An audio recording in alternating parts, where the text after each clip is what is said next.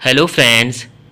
शिक्षा मनोविज्ञान के अंतर्गत हमारा आज का जो टॉपिक है उसका नाम है संज्ञानात्मक विकास यानी कि कॉग्निटिव डेवलपमेंट। संज्ञानात्मक विकास को जानने से पहले आइए जानते हैं संज्ञान क्या होता है। तो संज्ञान एक ऐसी मानसिक प्रक्रिया होती है जिसके अंतर्गत संवेदना, प्रत्यक्षण, प्रतिमा, धारणा, प्रत्याह्वान, समस्या समाधान, चिंतन और तर्क जैसी मानसिक प्रक्रियाएं सम्मिलित होती हैं। संज्ञानात्मक विकास क्या होता है? संज्ञानात्मक विकास से तात्पर्य बालकों में इन्हीं संवेदी सूचनाओं को ग्रहण करके उस पर चिंतन करके और उसको जो है बालकों को इस काबिल बना देना कि विभिन्न प्रकार की परिस्थितियों में भी वो अपनी समस्या का समाधान कर सके। तो संज्ञानात्मक विकास का जो सिद्धांत दिया किसने था? वो जीन पियाजे जी ने दिया था। और इसके पश्चात इनके सिद्धांत को जो ब्रॉड रूप दिया वो जे.एस. ब्रूनर जी थे। तो इनके सिद्धांत को समझने के लिए सबसे पहले तो ये जाने जीन पियाजे थे कौन। जीन पियाजे जो है एक स्विस के मनोवैज्ञानिक थे और इनका जो प्रशिक्षण हुआ था वो प्राणी विज्ञान इनकी जूलॉजी में हुआ था। ये पहले जो है अल्फ्रेड बिने की प्रयोगशाला में बुद्धि परीक्षणों पर कार्य कर रहे थे और उनको कार्य कर रही है तो उसी समय ही इन्होंने जो है ना बालकों के संज्ञानात्मक विकास पर कार्य करना शुरू किया और अपने सिद्धांत का प्रतिपादन किया। तो उन्होंने कुछ प्रमुख जो है संप्रत्यय दिए, कुछ कंसेप्ट दिए। आइए उसको बारी बारी समझते हैं। तो इसमें जो सबसे पहला जो इन्होंने कंसेप्ट दिया तो वो दिया अनुकूलन यानी एडाप्टेशन। तो पियाजे ने जो सबसे महत्वपूर्ण माना इसको कि पियाजे के अनुसार बालकों में वातावरण के साथ साथ समंजन करने की जो एक जन्मजात प्रवृत्ति होती है उसे जो है अनुकूलन कहा जाता है।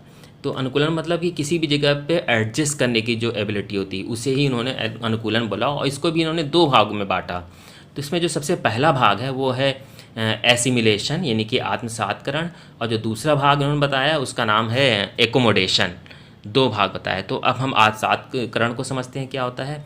एसिमिलेशन का मतलब होता है कि जो हमारे सामने जब भी कोई समस्या आती है तो इंसान पहले कोशिश करता है कि हमारी जो पूर्व में जो सीखी हुई जो क्या क्या किस तरीके से हमने जो ज्ञान पहले लिया है वो हमारा यहाँ पे कितना काम आ रहा है। तो पूर्व ज्ञान के आधार पे उसका सहारा लेता है और उस समस्या का समाधान कर लेता है। तो जैसे कोई व्यक्ति है या कोई बच्चा है और कोई चीज़ उसको मिलती है तो वो सीधे अगाउट मुँह उसको उठाता है और मुंह में रख लेता है। तो इसका मतलब उस चीज़ को जानता है, पहले से उसके बारे में परिचित है। तो ये एक एग्जाम्पल होगा एसिमिलेशन का यानी आत्मसात्करण का। इसके बाद अगर दूसरा देखें तो समायोजन। समायोजन का मतलब होता है कि जब कोई समस्या सामने आती है तो वो ना उससे परिचित नहीं होता है तो वो कोशिश करता है कि नए तरीके से उसको समझना और उससे जो है समायोजित होने की कोशिश करता है। तो वो इसमें पूर्ण अनुभव इसका कार्य नहीं आता है। तो जैसे इसमें ना एक ना बालक है, इसमें एग्जाम्पल दिया हुआ है कि एक बालक है वो कुत्ते के बारे में जानता है, कुत्ता क्या आता है वो अच्छे से जानता है, लेकिन उसने जब बिल्ली को देखा तो बिल्ली की विशेषताएं अलग थी। तो यहाँ पे ना उस पुरानी चीज़ से नई चीज़ को रिलेट नहीं कर पा रहा। तो यहाँ पे नई तरीके की इसको ना कुछ विशेषता का गौर करता है। तो इसका मतलब ये नई चीज़ के साथ जो है एडजस्टमेंट करना जो है इसको सीधे सीधे जो है एकोमोडेशन कहलाएगा यहाँ पर। ठीक। फिर इसके पश्चात जो दूसरा कंसेप्ट दिया है साम्य धारणा यानी कि इक्विलिब्रेशन। तो साम्य धारणा का मतलब क्या है कि जो एडॉप्टेशन है ये उसी से मिलता जुलता ही है। इसमें ये एक ऐसी प्रक्रिया है जिसमें आत्मसात्करण और जो समायोजन एडॉप्टे जो दोनों के बीच में जो बैलेंस बनाना, तो ये चीज़ जो क्या कहलाता है इक्विलिब्रेशन कहलाता है। तो इसके पश्चात जो इन्होंने अगला जो कंसेप्ट दिया है वो है संरक्षण। संरक्षण से तात्पर्य वातावरण में परिवर्तन और स्थिरता दोनों को पहचानने एवं समझने की क्षमता से होता है। क्या परिवर्तित हो रहा है, क्या चीज़ स्थिर है, दोनों में क्या डिफरेंस है, अगर उसको वो पहचान ले रहा है तो इसका मतलब वो संरक्षण का प्रयोग कर रहा है। ठीक। तो इसके पश्चात अगला देखते हैं। अगला जो कंसेप्ट दिया इन्होंने संज्ञानात्मक संरचना कॉग्निटिव स्ट्रक्चर। किसी बालक की मानसिक संगठन या मानसिक क्षमताओं के सेट को संज्ञानात्मक संरचना कहाता है। जैसे कि ना कोई बालक है, कोई 7 साल का है, कोई 3 साल का है, दोनों में अगर देखा है तो बहुत ज़मीन आसमान का फ़र्क है। तो दोनों की सोच में बहुत ज़्यादा फ़र्क है, दोनों की मानसिक क्रियाओं में भी बहुत ज़्यादा फ़र्क है। तो हर सभी व्यक्ति का अलग अलग मानसिक क्षमताओं का जो सेट होता है उसी को ही सेट को ही संरचना कहा जाता है। इसके पश्चात देखते हैं मानसिक संक्रिया मेंटल ऑपरेशन। ऑपरेशन का मतलब होता है संक्रिया। जब भी बालक किसी समस्या के समाधान पर चिंतन करता है, सोचता है, विचारता है, तो वो उसका मानसिक संक्रिया कहलाता है। ठीक, इसके पश्चात जो अगला आता है स्कीम्स। स्कीम्स क्या होते हैं, ये बहुत ही इंपॉर्टेंट है, ये अधिकतर एग्जाम में पूछा भी जाते हैं ये सब। तो व्यवहारों के संगठित पैटर्न को जिसे हम आसानी से दोहरा सकें, तो वो जो होता है वो स्कीम्स कहलाता है। जैसे बालक जो है स्कूल जाता है तो रोज़ जब वह अपना कॉपी किताब उठाता है, डेली रूटीन के हिसाब से कॉपी किताब उठाएगा, बैग में भरेगा, ड्रेस पहनता है, जूता मोजा पहनता है, फिर इसके बाद सारे काम करता है। तो ये जो इस प्रकार के जो पैटर्न जो आसानी से दोहराए जा सकें, तो ये जो है स्कीम्स कहलाते हैं। इसके पश्चात जो है स्कीमा। स्कीमा क्या होता है, पियाजे ने बोला कि ये जो स्कीमा से तात्पर्य ऐसी मानसिक संरचना से होता है जिसका हम जनरलाइजेशन कर सकें, जिसका जो है हम सामान्यीकरण कर सकें। तो ये जो होता है स्कीम इस प्रकार मानसिक संक्रिया तथा संज्ञानात्मक संरचना से काफ़ी संबंधित संप्रत्यय बोलाता है। तो जिसको हम जो है ना जिसका हम सामान्यीकरण कर सकें वो जो है स्कीमा कहलाता है। विकेंद्रण। विकेंद्रण क्या होता है, पियाजे के अनुसार विकेंद्रण से तात्पर्य किसी वस्तु या चीज़ के बारे में वस्तुनिष्ठ एवं वास्तविक ढंग से सोचने की क्षमता से होता है। अगर हम किसी चीज़ के बारे में बहुत ही ऑब्जेक्टिव होकर सोच रहे हैं और वास्तविक ढंग से सोच रहे हैं, रियलिटी के बारे में उसके बाद जानने की कोशिश कर रहे हैं, तो इसका मतलब जो है डिसेंटरिंग बोलेगा या विकेंद्रण कहा जाएगा। इसके पश्चात जो इनका जो मेन सिद्धांत आता है वो यहाँ पे अब आएगा। यहाँ पर पियाजे के संज्ञानात्मक विकास का सिद्धांत, तो ये जो बहुत ही खास इंपॉर्टेंट 4 स्टेजेज इन्होंने दी हैं, उसको जानना बहुत ज़रूरी है। तो इसको देने वाले कौन थे, जीन पियाजे, इन्होंने दिया हुआ है। सबसे पहली जो स्टेज है मैं कहूँगा कि इसको आप इंग्लिश में ही अगर याद करें तो ज़्यादा अच्छा है। तो इसमें क्योंकि हिंदी में इसके नाम अलग अलग होते हैं। जैसे इसमें सबसे पहली स्टेज है संवेदी पेशी अवस्था। तो संवेदी पेशी अवस्था को कई जगह आपको इंद्रिय गामक अवस्था के नाम से भी मिलेगा। तो हिंदी में डिफरेंस हो सकता है लेकिन इंग्लिश हमेशा सेम वही रहती है। तो सबसे पहली जो स्टेज है वो है सेंसरी मोटर स्टेज, दूसरी है प्री ऑपरेशनल स्टेज प्राक संक्रियात्मक अवस्था, तीसरी है ठोस संक्रिया की अवस्था यानी कॉन्क्रीट ऑपरेशनल स्टेज, फिर चौथी है औपचारिक संक्रिया की अवस्था या फॉर्मल ऑपरेशनल स्टेज। तो ये 4 अवस्थाएं सबसे ज़्यादा मुख्य हैं जो बच्चे के विकास से संबंधित, संज्ञानात्मक विकास से संबंधित है। तो आइए बारी बारी से इसको देखते हैं। तो इसमें जो इन चारों अवस्थाओं में क्या क्या होता है, बच्चा क्या क्या एक्टिविटी करता है, इसको जानना बहुत ज़रूरी है क्योंकि जो भी क्वेश्चन उठते हैं वो इन्हीं एक्टिविटीज़ बेस पे ही आते हैं और कभी कभी तो इन 4 स्टेजेस के नाम ही पूछ लेते हैं। तो इसमें जो सबसे पहली जो अवस्था है वो है संवेदी पेशी अवस्था यानी कि सेंसरी मोटर स्टेज। ये अवस्था जो है जन्म से 2 वर्ष तक की होती है।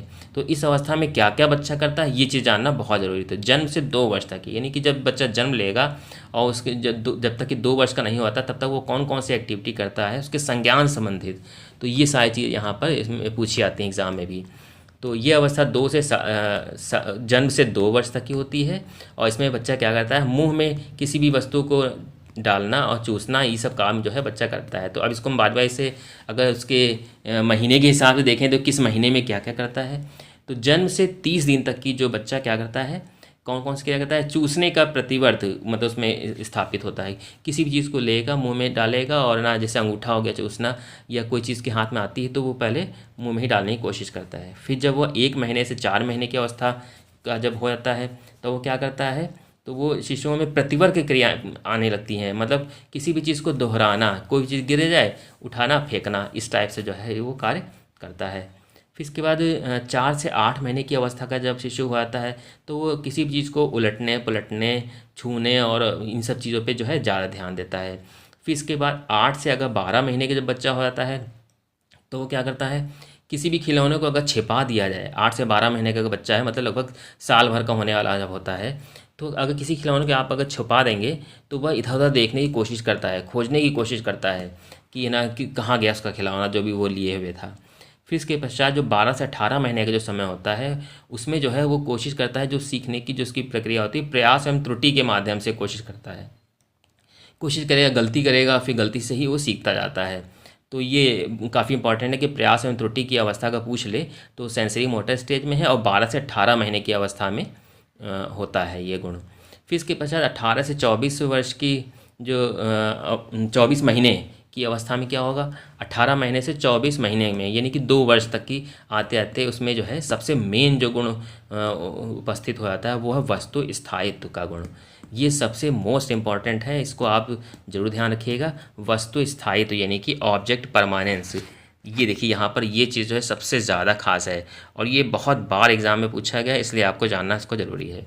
तो वस्तु स्थायित्व का गुण जो है 18 महीने से 24 महीने की अवस्था में आता है, लगभग 2 साल का जब होने वाला होता है बच्चा। तो इसमें क्या होता है, जब किसी वस्तु को आप ना उसके सामने जब तक रखेंगे तब तक तो उसको वो देखेगा, उसको देखेगा। जैसे ही आप उसको हटा लेंगे तो उसकी इमेज को वो जो है इमेजिन करता रहता है, दिमाग में जो है सिर्फ सोचता रहता है कि उसका अस्तित्व बना रहता है उसके दिमाग में। तो इसे ही जो है वस्तु का स्थायित्व गुण कहलाता है। ये वस्तु स्थायित्व इसी को ही कहते हैं। ये होगी पहली स्टेज, सेंसरी मोटर स्टेज। दूसरी स्टेज जो होती है वो है प्री ऑपरेशनल स्टेज। ये जो है 2 साल से 7 साल तक की चलती है, लेकिन इसका भी विभाजन किया गया है 2 भाग में। तो अगर आप जनरल पेपर देखेंगे तो आपको ज़्यादा इसके 2 विभाजन नहीं मिलेंगे, लेकिन ये 2 से 7 साल तक चलती है। और बहुत थोड़ा डीप अगर जाएंगे तो आपको इसको समझ में आया कि इसको भी इन्होंने 2 भाग में बांटा है। तो सबसे पहली जो स्टेज है उसका नाम है प्री कंसेप्चुअल पीरियड, और फिर दूसरा बताया है इंट्यूटिव पीरियड। ये 2 पीरियड इन्होंने बताए हुए हैं। तो इसमें सबसे पहली जो है ना प्री कंसेप्चुअल पीरियड जो है 2 साल से 4 साल तक चलती है। तो इसमें इन्होंने ये बताया, पियाजे जी के द्वारा इन्होंने ये बताया कि इसमें वस्तु, शब्द, प्रतिमा तथा चिंतन, इन सारी चीज़ों का विकास हो जाता है। देखिए इसमें ये वस्तु है, शब्द है, प्रतिमा है और चिंतन, इन सारी चीज़ों का विकास हो जाता है। बच्चे जो है ना संकेत और चिन्ह पर ज़्यादा फोकस करते हैं। जैसे किसी ने ना अगर जब बच्चा जो है अपनी माँ की आवाज़ को सुनता है तो उसके मन में जो है एक माँ की तस्वीर बन जाती है, एक इमेज बन जाती है। तो वो इस एक संकेत का एक उदाहरण होता है कि हाँ वो माँ है। तो इस टाइप से जो है ना उसमें ये सारी चीज़ डेवलप हो जाती हैं 2 साल से 4 साल के बीच में। इसके पश्चात जो है इन्होंने जो इसकी 2 लिमिटेशन भी बताई हैं इस स्टेज की, कि जीववाद। तो इसमें क्या होता है, बच्चा ये सोचता है कि निर्जीव चीज़ भी उसको सजीव दिखाई देती है। जीववाद का मतलब होता है किसी भी निर्जीव वस्तु को सजीव समझना। जैसे कार अगर चल रहा, पंखा चल रहा, हवा चल रही, ये बादल चल रहा, तो इन सबको वो सोचता है कि कार अगर चल रही इसका मतलब इसमें जान है, तो वो सजीव है। पंखा चल रहा तो इसका मतलब इसमें भी जान है और ये भी सजीव है, जबकि ये सब चीज़ें निर्जीव होती हैं। तो ये लिमिटेशन बताई गई है कि बच्चा जो है इसको जो है सजीव मान लेता है। दूसरी चीज़ बताई गई है आत्म केंद्रिता यानी ईगो सेंट्रिज्म। इसमें ये बालक जो है अपने पे ही विचार करता है कि जो वो सोच रहा है सिर्फ वही सही है, पूरी दुनिया उसी के आसपास घूम रही है। जैसे अगर वो दौड़ता है, दौड़ते हुए जा रहा है, उसको दिखाई दे रहा है कि सूरज भी जा रहा है आगे आगे, तो उसको लगता है कि सूरज उसके साथ साथ चल रहा है। तो वो और तेज़ी से चलना और तेज़ी से चलना प्रारंभ कर देता है, वो भी चलता है और सूरज भी आगे तेज़ी से भाग रहा होता है। वह गुड़िया को देखता है, तो गुड़िया को देखता है तो वो सोचता है कि ना गुड़िया भी उसे देख रही है। इस टाइप से जो है ना सोचता रहता है। तो ये ईगो सेंट्रिज्म, मतलब जो कुछ वो सोच रहा है कि जो खुद मतलब फील कर रहा है वो सोचता है बस वहीं तक सब कुछ सीमित है। तो ये चीज़ जो है आत्म केंद्रिता होती है। फिर इसके पश्चात जो दूसरी इसमें जो दूसरी स्टेज आ रही है इंट्यूटिव पीरियड, यह जो है अवधि 4 साल से 7 साल की अवधि के बीच होती है। इस अवधि में क्या होता है, बच्चों का चिंतन और तर्कणा पहले से अधिक परिपक्व हो जाता है।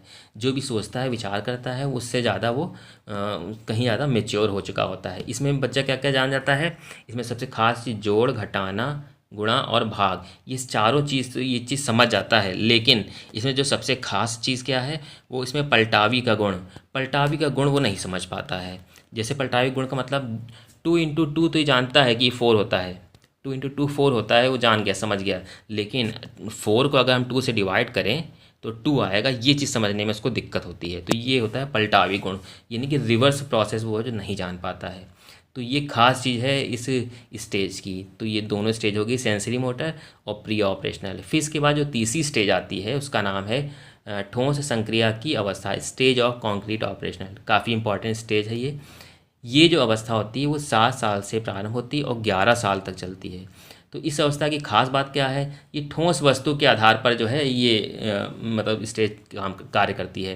तो इसमें मतलब बच्चा जो है ना ठोस वस्तुओं के आधार पर ही सीखता है। जैसे मान लीजिए आपके पास है ना 3 वस्तुएं हैं, एक बी सी, या एग्जाम्पल है कि इसमें जो दिया हुआ है ABC 3 वस्तुएं आपने रख दी, तो बच्चा बता देगा कि है ना ए बड़ी कौन है, छोटी कौन है, उससे छोटी कौन है, बीच वाली कौन है। तो इन सारी चीज़ों, क्योंकि वो वस्तु को देख रहा है, समझ रहा, तो उसके दिमाग में ये कंसेप्ट बन जाता है कि छोटा कौन है, बड़ा कौन है, ए बड़ा है कि बी बड़ा है कि सी बड़ा है। उनको सीक्वेंस में भी वो लगा सकता है। लेकिन अगर इसके विपरीत अगर आप ना ऐसी मुँह ज़बानी अगर उससे पूछें कि अंजू मंजू से बड़ी है, मंजू रंजू से छोटी है, तो तीनों में सबसे बड़ी कौन है। अगर ये उत्तर आप देने के लिए कहेंगे तो इसमें वो हिचकिचा जाता है और बताने में भी असफल रहता है। तो क्योंकि वो कॉन्क्रीट नहीं, वो अमूर्त चीज़ है, इसलिए वो नहीं समझ पाता है। तो वो सी मूर्त चीज़ों को ही समझ पाता है। इस स्टेज का नाम ही यही है।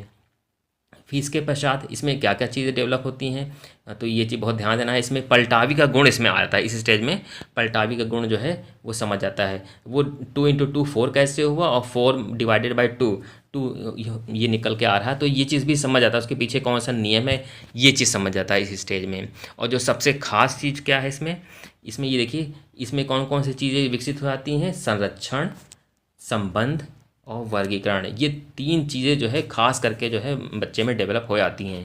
फिर इसके पश्चात वो तरल चीज़ों को भी जान जाता है, लंबाई जानता है, भार जानता है, तत्व के बारे में जानता है। इन सब सारी चीज़ों के बारे में जो है वो समझना सीखना शुरू कर देता है और सारी चीज़ें ना वो सीख जाता है। इसके पश्चात जो सबसे लास्ट स्टेज है वो है औपचारिक संक्रिया की अवस्था, stage of formal operational stage. तो ये जो स्टेज ऑफ फॉर्मल ऑपरेशन में इसमें क्या होती है, ये सबसे पहले तो ये 11 वर्ष से शुरू होती है और एडल्टहुड अवस्था तक चलती है, यानी कि वयस्क अवस्था तक चलती है। ठीक है, तो ये स्टार्ट कहाँ से होती है, 11 साल से। तो आपको जो इसमें प्रश्न मिलेगा, एक बार प्रश्न ये ऐसा आया भी है कि ये किस अवस्था से इसका प्रारंभ होता है, तो 11 वर्ष ना देकर के उसमें किशोरावस्था लिखा था। तो अगर किशोरावस्था भी अगर दिया होगा, 11 या 12 भी हो सकता है यहाँ पे, क्योंकि ना अलग अलग तरीके से अलग अलग लोगों ने डिफ़ाइन किया हुआ है। तो ये किशोरावस्था से स्टार्ट होती है। तो इसमें क्या होता है, खास चीज़ क्या है, इसकी खासियत क्या है, इसमें जो चिंतन जो है बहुत ही फ्लेक्सिबल होता है, बहुत ही लचीला होता है। इसमें जो चिंतन होता है, जो भी सोचता है बच्चा, ये पूर्ण रूप से जो है लचीला फ्लेक्सिबल होकर सोचता है और बहुत ही इफ़ेक्टिव होता है, क्योंकि इसका जो दिमाग है वो सोचने समझने की जो इसकी जो एबिलिटी है बिल्कुल तार्किक हो चुकी होती है। यहाँ पर आके काल्पनिक रूप से सोचता है, हाइपोथेटिकल हो जाता है उस समय, काल्पनिक और हाइपोथेटिकल सोच वाला हो जाता है। चिंतन का उसका स्तर बढ़ाता है और डिसेंट्रिक होकर पूर्ण रूप से वो सोचता है।